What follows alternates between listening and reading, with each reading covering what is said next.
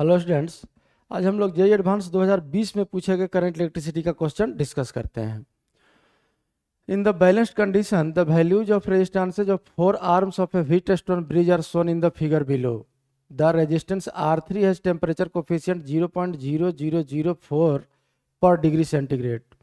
If the temperature of R3 is increased by 100 degree centigrade, the voltage developed between S and T will be volt। देखिए, ये आपका diagram है। ये R3 resistance है जिसका initial resistance दिया हुआ कितना 300 ओम, और कह रहा है कि 100 डिग्री से इसका टेम्परेचर बढ़ा दिया गया और टेम्परेचर कोफिशिएंट दिया हुआ है ये वैल्यू 0.004।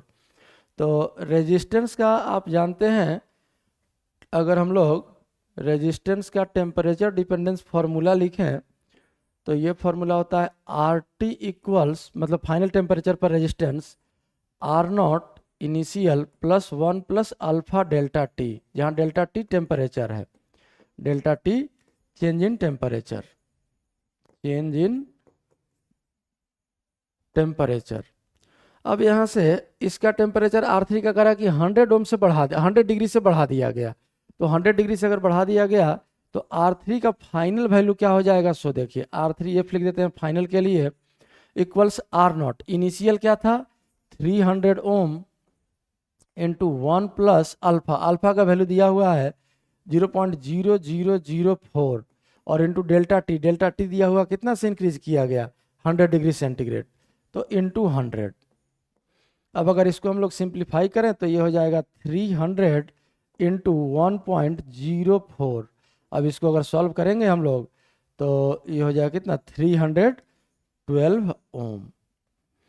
और इस रेजिस्टेंस के साथ अब जैसे इस कंडीशन में ये बैलेंस था 60/300 1/5, 100/500 1/5, ये बैलेंस था। लेकिन अब ये रेजिस्टेंस चूंकि चेंज हो गया तो अब ये बैलेंस्ड कंडीशन डिस्टर्ब हो जाएगा।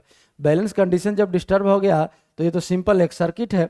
यहाँ देखिए क्या आ जाता है, इस सर्किट को एक बार ड्रॉ कर लीजिए। ये है आपका 60 ओम, दूसरा रेजिस्टेंस है इस साइड 100 ओम, तीसरा रेजिस्टेंस इस साइड है 500 ओम, और चौथा रेजिस्टेंस अब आपका आ गया यहाँ 312 ओम, और यही बैटरी लगा हुआ है। ये बैटरी का ईएमएफ है कितना 50 वोल्ट, और यही पॉइंट है आपका S और ये पॉइंट है T। इसी दोनों पॉइंट के बीच हम लोग को पोटेंशियल डिफरेंस निकालना है, सॉल्व करना है। अब ध्यान से देखिए, अगर हम लोग इधर से आए करंट मान लिए I1 तो यही करंट यहाँ भी पास होगा, और इधर से देखें अगर ये I2 तो यही करंट यहाँ भी पास होगा I2।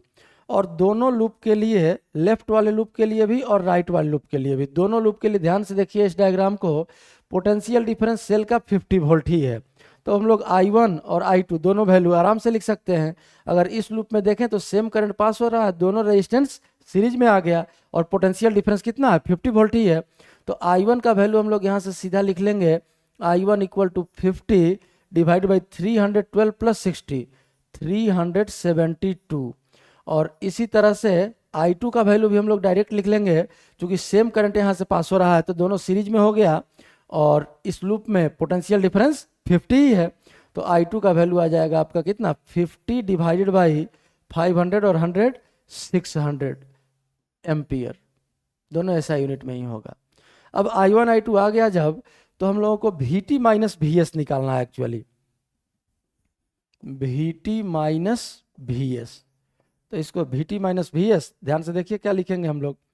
तो यहाँ से अगर हम लोग चलें तो करंट के अपोजिट जा रहे हैं, करंट के अगर अपोजिट जा रहे हैं तो प्लस I2, I2 है कितना, ये 0 कैंसिल भी हो गया, और 5 से 60 कट गया 1/12, तो I2 हो गया 1/12 और इंटू 100।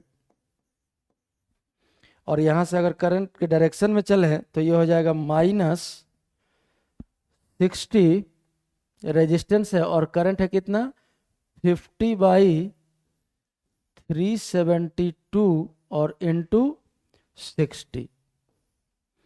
अब अगर इस वैल्यू को हम लोग सॉल्व करेंगे तो आप लोग इसको सॉल्व कीजिए, ये रफली करीब करीब नियरली 0.27 वोल्ट आ जाएगा। आप लोग इसको सॉल्व कीजिए, सॉल्व कीजिएगा तो एग्जैक्टली वैल्यू यही मैच करेगा। तो यहाँ पोटेंशियल डिफरेंस का वैल्यू कितना हो गया 0.27 वोल्ट तो यूनिट दिया ही है। अगर एक्सप्लेनेशन सही लगा हो तो वीडियो को लाइक और चैनल को सब्सक्राइब जरूर करें।